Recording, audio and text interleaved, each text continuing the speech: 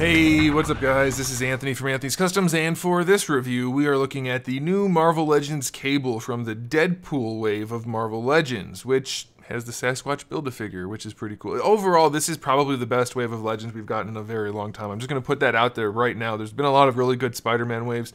I do have the Infinity Wave. I haven't opened them up yet, or Infinity War wave, so I can't say for sure. But this Deadpool wave is pretty fantastic overall. It's really, really good. This Deadpool figure is included in, this cable figure is included in that. It does have a few issues which we definitely need to talk about, but overall it's a pretty darn good figure. So let's go ahead and get it off the stand and take a closer look. This guy stands just about 7¼ inches tall, which makes him pretty close to 18½ centimeters. He is very large. Let me put up Deadpool so you can see him. Up against him, Deadpool is pretty much your average size Marvel Legends. Cable is not. He's much larger, which is very cool. It uses a lot of the parts we've seen before. We've seen the entire lower legs before. We've seen the upper body before. The arm might be new. I can't remember. Did someone have a metal arm like this? I'm not sure. And honestly, I think this might even be a new sculpt because I'm noticing some veins that I don't think I saw before. But either way, it's mostly reused parts with a lot of new parts on top. Let me get his accessories off. We'll talk about those first, and then we'll move on from there. So he does have 3 different guns. We have the pistol, the bigger pistol, and the big crazy BFG, which is okay. He can hold the 2 pistols, very fun, no problem at all. Holding the big gun, definitely a little bit more problematic, but it can be held, and it does have a peg hole in the front to fit an Iron Man blast effect in there, or maybe there's other ones. I think there have only been Iron Man ones with those peg holes though, but you do have that option. So those are it for accessories, 3 giant guns. Technically, you can remove his giant vest. So let's go ahead and remove that quickly. I forget where the peg hole is. There it is. So let's remove it. It pops off very easily, and then we can talk about some things. First of all, I want to pop this thing off. If you want to, you can take all this stuff off, but you don't really want to do that because that's, I guess, part of his collar of his shirt. I don't know. So anyway, here we have the core figure without all that stuff on top, which we will talk about in a second. So you can see it's almost all reused parts. You can also see that the head sculpt itself is really nicely done. It's a really, really good head sculpt. I like that they added this piece up here. I like that they added the little eye thingy, and the hair sculpt is pretty good. It's accurate to the leaf field drawings of Cable, or at least the one that this particular look is based on. The head sculpt itself is fine. I do, however, take issue, and I've heard some people say 2 things about this figure, which I think are both actually pretty true. Or maybe one of them would resolve both of the issues. We'll see. The first issue is that the head is a little bit too big. I think that's probably true. Only because, just because he's a lot bigger, he's still a regular human. His head has to be a certain size in order to convey the proper heroic look. If they want him to look really big and muscular, the head has to be a little bit smaller. If you want him to just look like an oversized human, then his head needs to be the size it is. So if they lost maybe 5 to 10% of the size on the head, I think overall the aesthetic would be much more pleasing and certainly more accurate.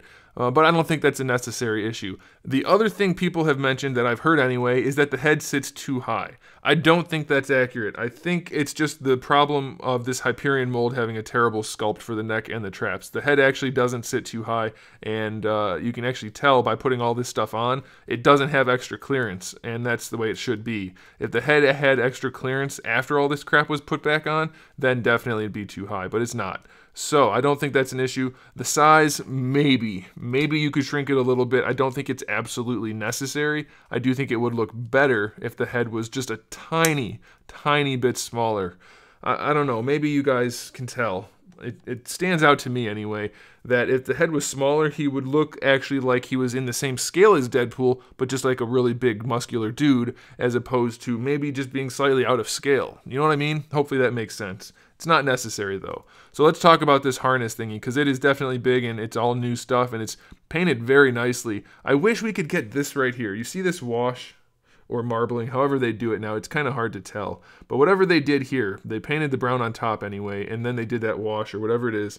It looks so nice. If we could just get that throughout the figures in general, not everywhere because that looks bad, but most places, like all around here, oh my goodness, or on the pants, it would look so nice. But it does look really nice here. I love the detail. The sculpt on all this looks really good. It is a shame they put on that terrible Hyperion upper body, but luckily this hides most of it, so that's really good. Like I said, the head sculpt's really good, so the new stuff they added, really, really nicely done. Very, very good. One issue is when you try to turn the head to the side, this piece gets in the way of the collar piece down there, and he ends up having to look kind of upward. So that's fine if you want him to be in like the pointing off into the sunset type of pose. But if you want him to hold his BFG or either of the guns, the way his hands are designed, because we have the trigger finger hand there and then the secondary hand there, it's a little bit difficult for him to be posed in many ways other than kind of like in like this pose right here. Lean him forward a little bit so his head still looks normal, which is fine, but that does give you some limitations, of course. But again, the new pieces are really, really nice, and obviously this is a really solid release overall.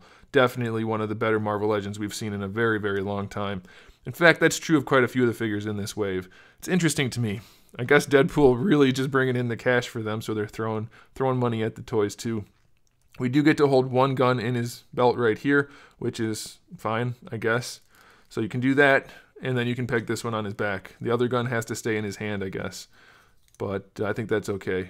You'll notice I haven't spent too much time talking about the articulation, because we've all seen it all before. And I wanted to just really point out all this good stuff. There's awesome stuff. Yes, the head could be a tiny bit smaller, but the rest of it's pretty darn cool. And it just brings back memories for me anyway, and maybe all of you other collectors who are my age, of looking at those old Toy Biz Marvel figures, the old ones, like the 5-inch ones. Do you guys remember this version of Deadpool back then? I don't know why. That one always stood out to me, even though I never owned it. Maybe that's why. But this just, it's an awesome figure to have for multiple reasons, but objectively because it's a really good figure. And as far as the arms go, we do get our standard range. I guess I should have left the harness off. Let's go ahead and pop it off real quick.